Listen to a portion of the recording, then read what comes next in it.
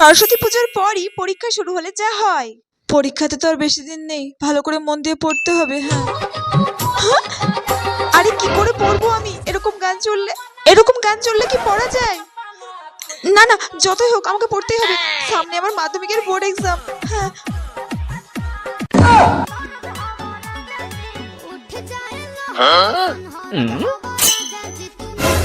এ কি, আমি নাচছি?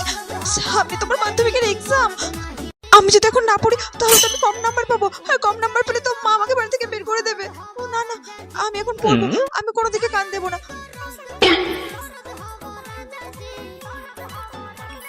না না, যতই গান বাজুক আমি নাচবো না, আমি পড়বো, আমি পড়েই যাবো।